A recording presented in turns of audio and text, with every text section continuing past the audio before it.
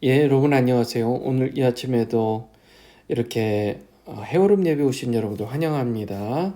함께 기도하겠습니다.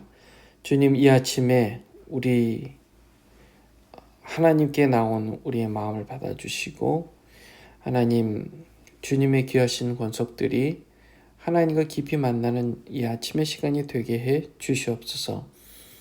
하나님, 이 땅을 살아가며 우리가 하나님께서 주신 것 또 하나님의 것이고, 하나님 모든 것이 하나님께로부터 왔음을 알면서도 가진 것을 잃기 싫어서, 또 잃었던 것을 다시 갖고 싶어서 우리가 두려움과 또 안타까운 마음으로 또 그렇게 그런 거에 얽매이는 우리의 약함을 봅니다. 오늘 말씀을 통해서 하나님 이런 것을 보게 하시고, 우리 안에 있는 이런 연약함을 보게 하시고, 하나님을 더욱 붙들어 우리의 심령이 우리 영적으로 더욱 강건해지도록 좀 인도해 주시옵소서. 예수님의 이름으로 기도합니다. 아멘. 열왕기상 12장 21절에서 33절까지 말씀 같이 보겠습니다. 르호보암이 예루살렘에 이르러 유다 온 족속과 베냐민 지파를 모으니 택한 용사가 18만 명이라. 이스라엘 족속과 싸워 나라를 회복하여 솔로몬의 아들 르호보암에게 돌리려 하더니 하나님의 말씀이 하나님의 사람 스마야에게 임하여 이르시되, 솔로몬의 아들 유다 왕 르호보암과 유다 왕 베냐민 온 족속과 또 남은 백성에게 말하여 이르기를, 여호와의 말씀이 너희는 올라가지 말라. 너희 형제 이스라엘 자손과 싸우지 말고 각기 집으로 돌아가라. 이 일이 나로 말미암아 난 것이라 하셨다 하라 하신지라. 그들이 여호와의 말씀을 듣고 그 말씀을 따라 돌아갔더라. 여로보암이 에브라임 산지에 세겜을 건축하고 거기서 살며 또 거기서 나가서 분회를 건축하고, 그의 마음에 스스로 이르기를, 나라가 이제 다윗의 집으로 돌아가리로다. 만일 이 백성이 예루살렘에 있는 여호와의 성전에 제사를 드리고자 하여도 올라가면 이 백성의 마음이 유다 왕 된 그들의 주 르호보암에게로 돌아가서 나를 죽이고 유다의 왕 르호보암에게로 돌아가리로다 하고, 이에 계획하고 두 금송아지를 만들고 무리에게 말하기를, 너희가 다시는 예루살렘에 올라갈 것이 없도다. 이스라엘아, 이는 너희를 애굽 땅에서 인도하여 올린 너희의 신들이라 하고, 하나는 베델에 두고 하나는 단에 둔지라. 이 일이 죄가 되었으니 이는 백성들이 단까지 가서 그 하나에게 경배함이더라. 그가 또 산당들을 짓고 레위 자손 아닌 보통 백성으로 제사장을 삼고, 8째 달 곧 그 달 15째 날로 절기를 정하여 유다의 절기와 비슷하게 하고, 제단에 올라가되 베델에서 그와 같이 행하여 그가 만든 송아지에게 제사를 드렸으며, 그가 지은 산당의 제사장을 베델에서 세웠더라. 그가 자기 마음대로 정한 달 곧 8째 달 15째 날로 이스라엘 자손을 위하여 절기로 정하고 베델에 쌓은 제단에 올라가서 분향하였더라. 아멘. 아멘. 자, 오늘 이제 말씀은 우리가 이제 두려움에 관한 겁니다. 두려움. 우리가 이제 살다 보면 하나님께서 주시는 것들이 있어요. 좋은 것들이 있습니다. 뭐 돈이든 나는 좋은 집이든 좋은 차든 아니면 자식이 좋은 직장, 또 형통하는 그런 인생들을 사는 것을 보면 참 행복하죠. 행복합니다. 정말 행복합니다. 그래서 너무 좋으니까요. 너무 좋으니까 그런 하나님 주신 선물들에 대해서 잃고 싶지 않은 마음이 들죠. 그래서 하나님이 주셨는데 그것을 하나님이 주셨다는 사실을 잊어버리기 시작합니다. 그리고 주신 선물을 그 자체를 사랑하게 됩니다. 자, 그러니까요. 하나님이 계시고 또 하나님의 선물이 있잖아요. 그러면 하나님을 사랑하게 돼요, 처음에는. 왜냐하면 하나님이 주신 선물 때문에요. 그런데 그 선물이 너무 좋으니까 점점 하나님을 잊어버리고 선물을 사랑하게 된다는 거예요. 이게 우리 마음입니다. 솔로몬의 경우도 그랬고요. 그래서 우리 마음이 이렇게 하나님 주시는 선물에 마음 뺏기기 시작할 때 어떤 현상이 벌어지느냐? 그것을 잃을까봐 불안합니다. 두려움이 있어요. 그것을 잃었을 때, 그것을 잃었을 때 큰 손해를 본 것처럼, 큰 손해를 본 것처럼, 큰 손해요. 큰 손해를 본 것처럼 마음이 슬프고 불안해요. 그리고 두려움이 듭니다. 화가 납니다. 그렇죠? 잃었을 때 또는 잃을까봐 또 잃었을 때 그런 마음의 그런 섭섭함, 실망감 이런 마음들이 이제 들게 되는 것입니다. 지금 뭐예요? 기준이 생긴 거예요. 기준. 어떤 기준이요? 만족의 기준. 이 만족의 기준이라는 게 우리한테 되게 강렬합니다. 강렬해요. 예전에는 내가 먹고 살기만 하면 나는 만족해 라는 기준이 있었어요. 그렇죠? 한국의 경우 전쟁 이후에 정말 잘 먹고 살기만 하면 흰 쌀밥만 먹어도 행복했어요. 이게 만족했습니다. 흰 쌀밥만으로도 만족했어요. 이게 만족의 기준이 있었어요. 그런데 흰 쌀밥을 많이 잘 먹다 보면 이제 좋은 집에 사는 것으로 만족의 기준이 바뀝니다. 처음에는 흰 쌀밥만으로도 만족했지만 이제 살기 좋은 편안한 집이 아니면 만족이 안 되는 거예요. 그래서 좋은 집을 살게 됐다고 쳐요. 그런데 이것도 더 이상 만족이 되지가 않습니다. 이제는 좋은 차, 그리고 남들보다 더 좋은, 남들이 가진 것보다 더 좋은 것의 만족의 기준을 두는 겁니다. 남들보다 더 좋은 것을 만족으로 기준에 두는 겁니다. 자, 처음에는 흰 쌀밥만으로도 만족했어요.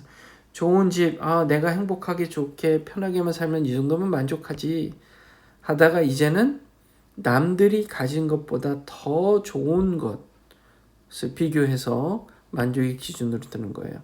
그래서 그때부터는 이제 뭐가 좋아서가 아니라 남들 가진 것보다 좋아야 하게 되는 것이죠. 자, 이런 게 우리 인생의 문제입니다. 그리고 이것을 영적으로 해석하면 이것은 우상입니다. 우상이에요. 하나님 말고 다른 것을 사랑하게 됐기 때문에 이것은 우상입니다. 하나님 앞에 죄악입니다. 죄악이에요.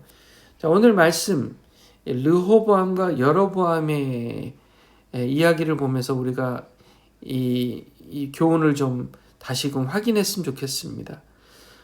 하나님 앞에 우상을 섬기는 게 우리 자신도 모르게 섬기게 되고 그래서 하나님을 대적하게 되는 그런 마음들을 갖게 되는 것입니다. 자, 보면요. 르호보암, 우리가 얘기했습니다. 르호보암은 어느 나라 왕이요?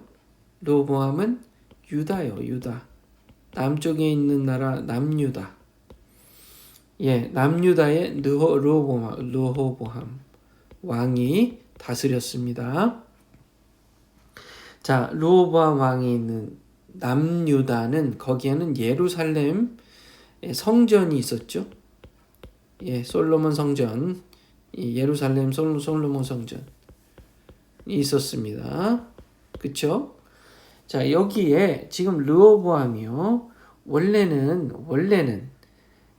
어땠어요? 르호보암이 솔로몬의 아들로서 이렇게 분열 왕국이 시작되기 전에는 모든 한 나라가 다 르호보암의 나라가 될 것으로 그렇게 여겨졌었습니다. 그게 르호보암의 기준이었어요. 그런데 분열이 됐죠. 어제 설명했습니다. 분열된 과정을요. 분열이 되면서 지금 남유다와 북이스라엘, 북쪽에 있는 지방들이 모여서 나라를 세워서 북이스라엘. 그래서 누구를 왕으로 추대했어요? 여로보암이요. 여로보암. 왜요? 이들이 왜 르호보암을 배신하고 자기들끼리 나라를 세웠어요? 왜냐하면 지금 르호보암의 아버지였던 솔로몬에게 너무 세금을 많이 빼앗겼고 또 노역을 했고 그 멍해가 너무 컸어요. 그래서 르호보암 왕에게 부탁을 했습니다. 좀 줄여달라고요.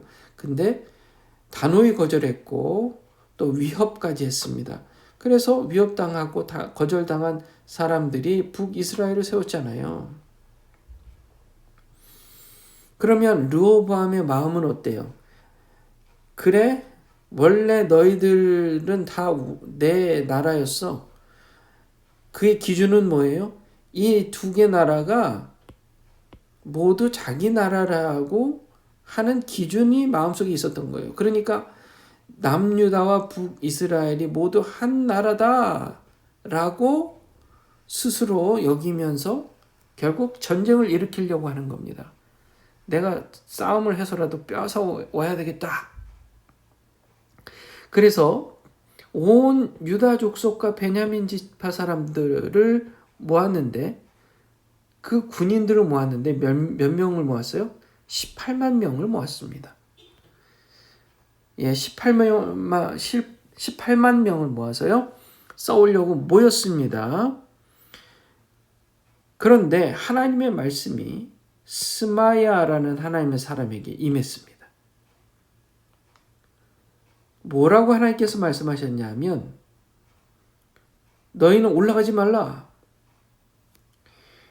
너희 형제 이스라엘 자손과 싸우지 말고 누구라고요? 이스라엘이 형제예요. 형제. 나라는 갈라졌지만 원래 다 유대 민족이었어요. 유대 민족 같은 이스라엘 민족이었어요. 그런데 나눠진 것일 뿐입니다. 싸우지 말고 각기 집으로 돌아가라. 왜냐? 그 이유가 여기 나옵니다. 이 모든 분열 왕국이 된 이유는 나로 말미암아 난 것이다. 하나님 때문에 그렇게 생긴 것이다. 이게 다 하나님 하신 일이다 라고 하나님께서 얘기를 하시니 그들이 야야야 하나님께서 하지 말란다. 그냥 분열 왕국으로 살라고 한단다. 그래 그러면 어쩔 수 없다 하고 그 말씀을 따라 다 각기 집으로 돌아갔다. 그렇게 얘기가 나오는 것입니다. 자, 하나님께서 말리신 거예요. 분열 왕국을 하나님께서 그렇게 하셨기 때문에 하나님의 뜻대로 하기로 결정하고 다 집으로 돌아간 것입니다. 자, 이번에는 이제 북이스라엘로 넘어옵니다. 여로보암이요. 자, 가만 보니 이러다가는 이 분위기가 아무래도 르호보암에게 다 지금 넘어갈 것 같다라는 불안감이 들었습니다. 26절에 보면 그의 마음에 스스로 이르기를 나라가 이제 다윗의 집으로 돌아가려다 하고 불안감이 들었어요. 내 나라가 뺏겨서 저 르호보암에게 다 뺏기겠다라는. 왜요? 뭐 때문에요? 지금 르호보암이 다스리는 남유다에는 뭐가 있어요? 성전이 있죠. 유대민족들은 아무리 북이스라엘 사람이라 할지라도 같은 형제들로서 하나님 백성으로서 절기마다 때마다 하나님께 제사를 드려야 돼요. 어디요? 성전에 가서요. 이것은 나라가 갈라져 있다 할지라도 가야 되는 일입니다. 그러니 지금 걱정이 되는 거예요. 여로보암이 자기 백성들이 지금 다 르호보암이 있는 곳으로 다 내려가서 하나님께 절기마다 때마다 정기적으로 예배를 드리러 갈 거라는 것이 예상되잖아요. 불안하죠. 모두 갔다가 하나님께 제사를 드리러 갔다가 자기 백성들이 전부 르호보암 왕에게 다 마음을 돌이킬 것 같아서 불안했던 겁니다.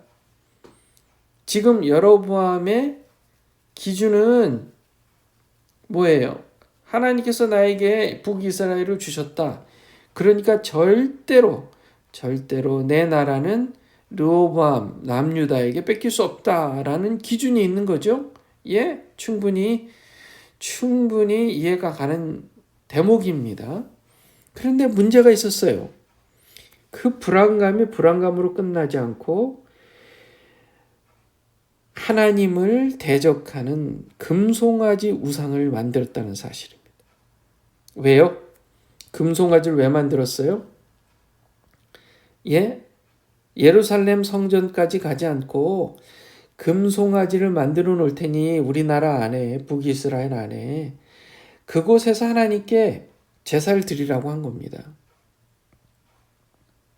그런데 뭐라고 얘기하냐면요. 28절을 보면 이에 계획하고 두 금송아지를 만들고 무리에게 말하기를 너희가 다시는 예루살렘에 올라갈 것이 없도다. 이스라엘아 이는 너희를 애굽 땅에서 인도하여 올린 너희들의 신들이라 하고 이거 큰일 났습니다. 하나님을 예배하라고 하는 게 아니라 이제는 뭐예요? 너희들의 신들이라고 얘기를 하는 거예요. 이게 뭐예요, 이게? 뭘 믿든 좋으니까 예루살렘 가지 말고 내가 여기 우리나라 안에 만들어 놓은 두 금송아지를 섬기라는 겁니다, 지금. 얼마나 불안했으면요, 어떻게 하나님을 이렇게 배반할 수가 있습니까? 그래서 송아지 하나는 베델에 두고 하나는 단에 두고 이곳저곳에 둬서 그들이 실제로 그곳에 가서 예배를 했어요. 하나님께가 아니라 금송아지에게 제사를 드린 겁니다. 세상에 어떻게 이런 일이 벌어집니까? 정신없는 사람들이죠. 그리고 레위 자손이 아닌 보통 백성으로 제사장을 삼았습니다.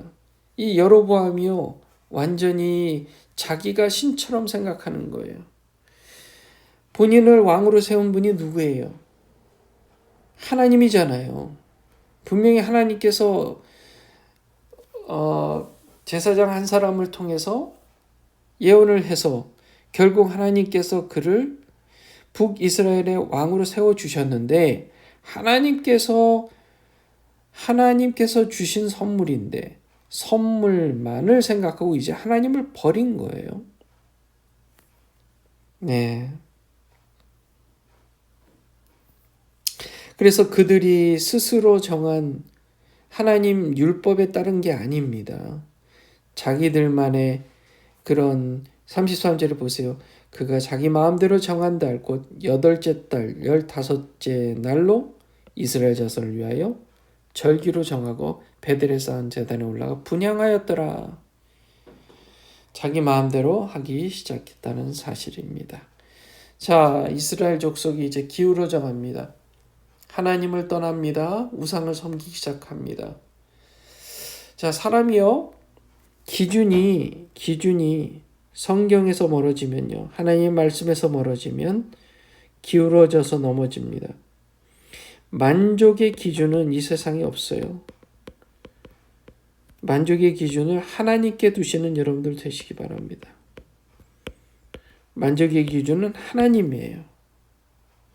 만약 만족의 기준을 다른 것에 두는 사람이 있다면 그의 인생은 불안감 때문에, 두려움 때문에 불행할 수밖에 없는 인생입니다. 그러나 만족의 기준을 하나님께 둔다면 하나님께서 주시는 은혜를 누리며 살게 되는 것입니다. 이것을 마태복음 6장 33절에 얘기해요. 그러므로 너희는 먼저 그의 나라와 의를 구하라. 그의 나라와 의를 구하라. 그리하면 이 모든 것을 너희에게 더하시리라. 그게 말씀하시는 겁니다. 우리의 만족은 오로지 하나님께로부터 오는 줄 믿습니다. 그 마음을 가지고 우리가 이렇게 여로보암처럼 잘못된 실수를 범하지 않도록 우리가 깨어 기도해야 되는 줄 믿습니다. 하나님께서 우리에게 주신 선물들이 얼마나 많아요.